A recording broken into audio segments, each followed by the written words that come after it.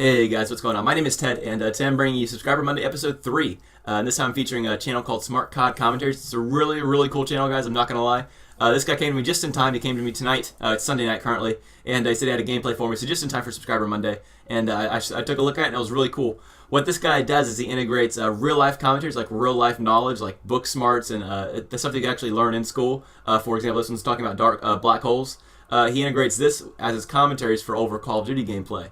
And I thought that was a really cool thing. I haven't seen that done before. I actually learned something while watching his commentaries, which I thought was pretty funny. And it's always interesting topics. So, like, I always figure black holes to be a very interesting topic personally. And when he goes over it in depth, I always learn something new. And I like his channel. So I suggest you guys check him out. The gameplay you're going to be watching is a hardcore domination gameplay. A little bit of variety. Hope you guys enjoyed. I'll catch you later. Bye.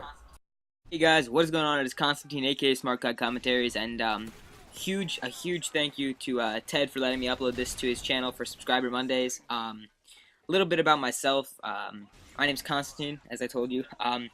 My channel is SmartCODCommentaries, and I started YouTube about not even 2 months ago, on January 18th, I think it is. And I post commentaries about like interesting facts and theories, and I also do like chill commentaries about like just random story time and stuff, you know, stuff like that. So like for example, today's video I'm gonna be telling you guys about like black holes and what that is, and yeah. So I hope you guys enjoy the commentary, and it's over a 58 kill domination hardcore mode with the MP9. And if you guys don't know if you guys don't really play hardcore, I recommend you guys try it out.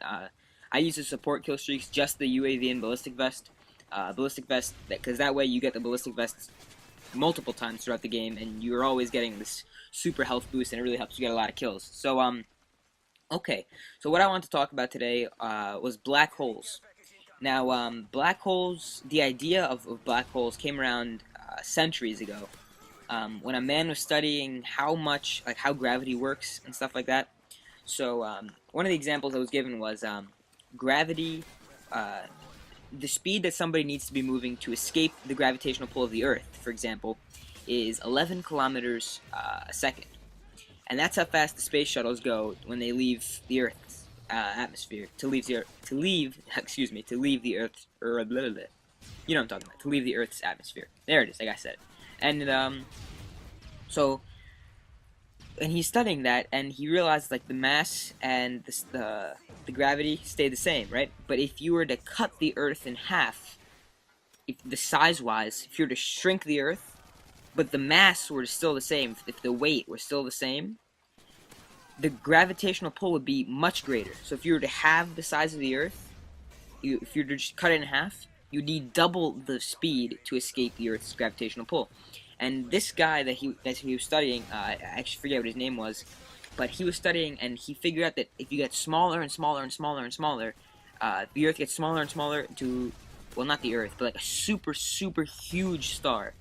That's what black holes are made of, actually, super huge stars. And if a super huge star gets smaller and smaller and smaller to the point that you can't even, it's the size of, half of the size of a pin of a needle, the tip of a needle, then its gravitational pull is so large, because it has such a huge mass in such a small area. Its gravitational pull is so large, you cannot escape it with light, with anything. Nothing can escape it. That's why they're black, because light can't even escape.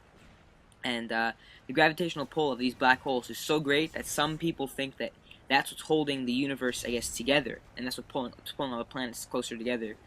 That's what's in the center of our universe, and that's believed by some people. And now, like for example, not the sun, but a star much bigger than the sun. The thing that keeps stars from collapsing in on themselves, because all stars are just gas, is the nuclear reactions that are going on inside. There's such strong nuclear reactions that are going on inside this, those huge stars. And look at those awful spawns in Modern Warfare 3. Great job. And so yeah, those nuclear explosions in the center of the star are what are forcing the energy outwards, which is fighting the gravitational pull of the huge star, which is why they don't collapse on themselves.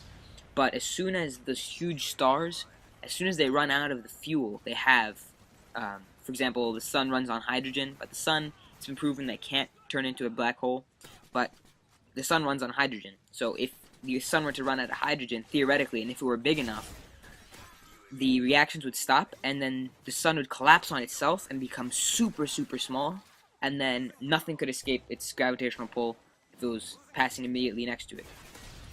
So, yeah, that's what I found pretty interesting about black holes.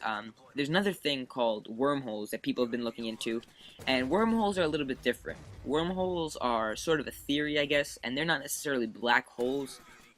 They haven't been proven to exist either, and it's theoretically actually almost impossible to exist.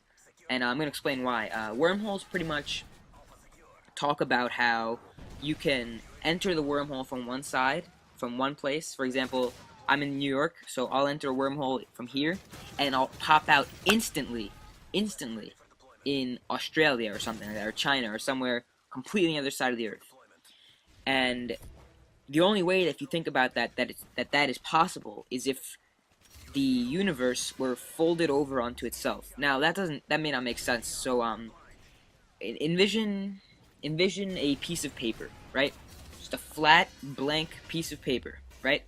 And if you put a dot on the top right corner of the piece of paper and a dot on the top and on the bottom left corner of the piece of paper, so they're opposite of each other, right? The only way you can get from one side to the other instantly is if you fold the piece of paper diagonally in half so that those two dots are touching each other.